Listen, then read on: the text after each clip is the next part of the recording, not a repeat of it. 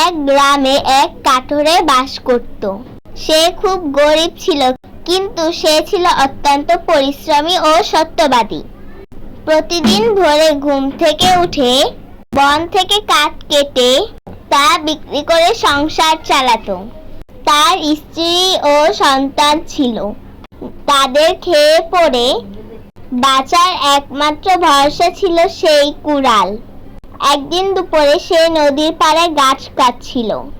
হঠাৎ হাত ফসকে তার কুড়াল পানিতে পড়ে গেল। গভীর নদীতে ডুবে গেল কুড়াল। কাঠুরে হতাশ হয়ে বসে পড়ল। সে কাঁদতে কাঁদতে বলতে লাগলো, হায় আল্লাহ, আমার সংসারের ভরসা হারিয়ে গেল। এখন আমি কিভাবে বাঁচবো?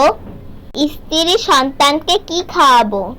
ঠিক তখনই আল্লাহর রহমতে এক দরবেশ তার সামনে এসে দাঁড়ালো। দরবেশ শান্ত কণ্ঠে বললেন, কি হয়েছে বাবা, তুমি কাঁদছো কেন? কাঠুরের কষ্টের কথা তাকে জানালো। দরবেশ নদীতে নেমে প্রথমে একটি সোনার কোড়াল নিয়ে এসলো। কাঠুরে তখন অবাক হয়ে তাকালো তার দিকে। সঙ্গে সঙ্গে মাথা নেড়ে বলল, না না বাবা, এটা আমার কুড়াল না। দরবেশ আবারও পানিতে নেমে গেলেন। এবার সে একটি রূপার কোড়াল নিয়ে এলেন। কাঠুরে তাও তাকে ফিরিয়ে দিল। সে আবারও বলতে লাগলো, না বাবা, এটা আমার কুড়াল নয়। আমার কুড়ালটি তো ছিল একটি পুরনো লোহার কোড়াল। দরবেশ তৃতীয়বার কাঠুরের সেই পুরনো লোহার কুড়াল নিয়ে এলো পানি থেকে। কাঠুরে এবার খুশিতে চিৎকার করে বলতে লাগলো, হ্যাঁ হ্যাঁ বাবা, এটাই আমার সেই কুড়াল। দরবেশ তখন মৃদু হেসে বললেন, বাবা, তুমি সত্যিই সত্যবাদী।